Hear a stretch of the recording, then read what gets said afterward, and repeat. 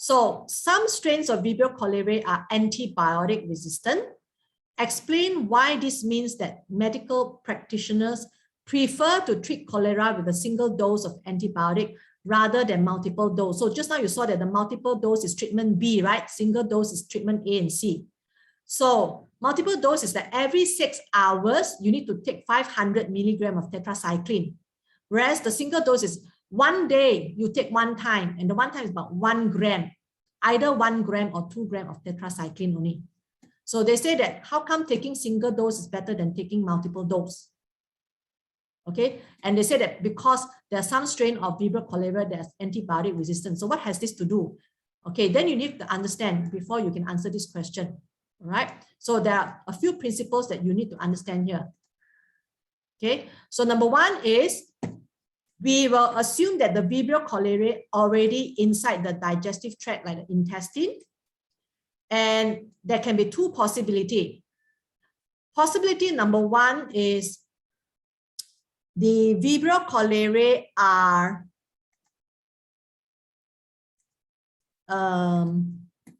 non-resistant. So all these are non-resistant Vibrio cholerae. Okay, all of them. Okay. And then, so the entire population of the Vibrio cholerae bacteria are non-resistant. This is case number one. Case number two is, okay,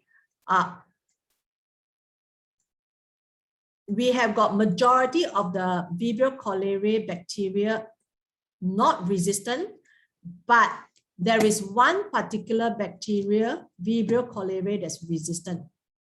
So we can start with these two type of cases in our intestine. Okay, so then when you start to consume the antibiotic, either it is the first case or second case scenario, when you take the antibiotics, what do you want the antibiotics to do to the bacteria? Li Pei? Kill the bacteria. Very good. Kill the bacteria. So antibiotic function is either to kill the bacteria, means bactericidal. If it doesn't kill the bacteria, what is the second way it will act on the bacteria? Kirti? It will stop it from growing. Very good. Stop it from growing, which is called what? Bacterial what? Bacterial what? Static. Bacteriostatic. Okay. Bactericidal, bacteriostatic, or biocidal, biostatic. Correct? Okay. So you need to know the function of antibiotics, either bactericidal or bacteriostatic if you're acting on bacteria. If you're acting on fungus, for example, you cannot use bactericidal, you have to use biocidal and biostatic. So these are the terms that you want to remember when you study this topic. You must remember so that it comes very easily, because this is how we want antibiotic to work. And then the next question is, why the moment you start to take antibiotic, you must maintain the concentration of antibiotic in your body at a certain level until you finish the course. This one you must understand fully. Why? The moment we take the antibiotic, okay, we have to take it to a certain concentration, then it is effective. So what do you mean by effective? That means it's either can kill the bacteria or stop the bacteria from growing.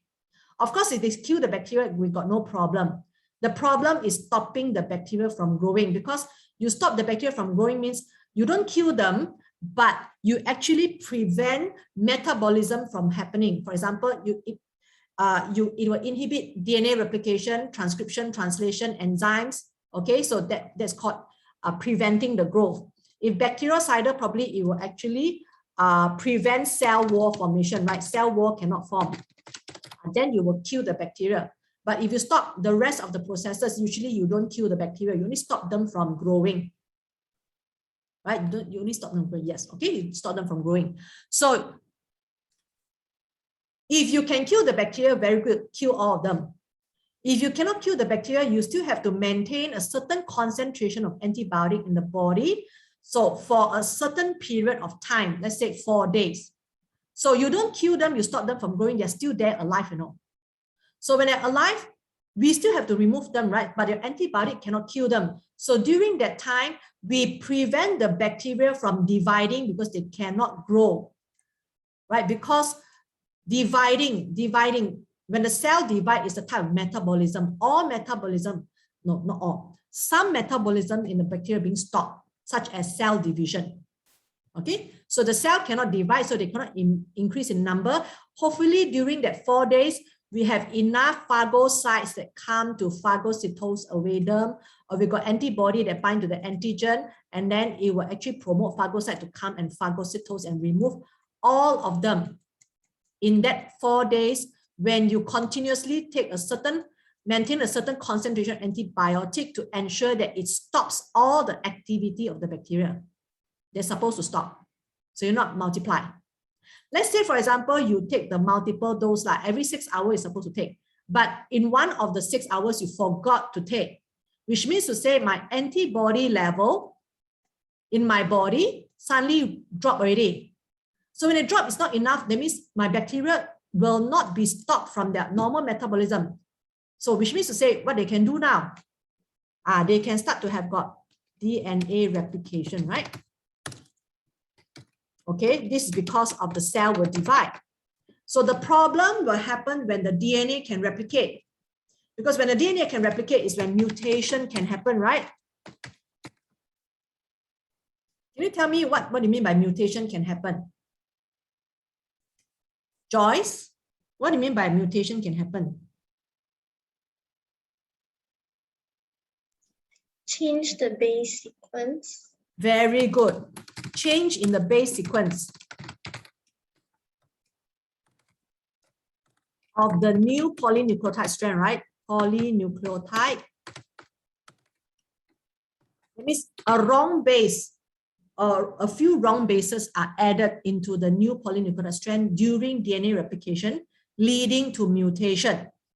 And if this mutation gives rise to a new antibiotic resistant gene, not all mutation can give rise to antibiotic resistant gene, right? Same as not all mutation can give rise to cancer. So if this mutation happened to give rise to a new antibiotic resistant gene, and the cell divide when the antibiotic level is low in the body because this person forget to take the antibiotic or didn't complete the course because it's feeling well already. So you think that never mind. But the bacteria not totally removed yet. Okay. Then the bacteria will divide. You give a chance for them to mutate. You give a chance for antibiotic resistant gene to develop. And then antibiotic resistant strain will develop. Right? The antibiotic resistant strain will develop. Okay, and the problem is resistant strain develop means what? So that means when they survive, they reproduce, and they pass on the resistant strain, the resistant gene to their offspring. So this is called vertical transfer, right? But still, there is a possibility of horizontal transfer. Horizontal transfer is more serious than vertical transfer because they can now transfer this resistant gene to any bacteria in the body, including the normal bacteria in your intestine. So from then onwards, all the bacteria, not all, you will have bacteria in your intestine, the normal bacteria that contain the antibiotic resistant gene. So next time when a Vibrio cholerae enter your intestine, your normal flora will go and pass this antibiotic resistant gene by horizontal transfer. So you cannot use this antibiotic anymore because it's not effective anymore. So because of that, you need, the moment you start antibiotic treatment, you need to maintain the level or the concentration of antibiotic at a certain concentration so that it can continue to cause bactericidal or bacteriostatic especially, doesn't allow them to do DNA replication, no chance of mutation, no chance of new antibiotic resistant gene to develop, no chance of resistant strain to develop, no chance of vertical and horizontal transfer. So eventually you remove the whole population. Now, even if you start off with a resistant strain, it may not be fully resistant. it may not be fully resistant. So we hope that with the antibiotic, cannot kill, but maybe it can stop this from dividing, and then our phagocytes got enough time to go and phagocytose them away before they start to divide and carry out vertical and horizontal transfer. Okay, so that is how you need to understand why you need to take antibiotic and complete the course. So in the problem here is multiple dose. The problem is the person might forget to take the dose and allow the resistant strain to divide, and then all these things will happen. Then the population of resistant strain will start to grow in the body, including the normal bacteria. Then this antibiotic is no longer effective in the body of this person already, regardless of what bacteria enters. Okay, so that's all for the discussion for today.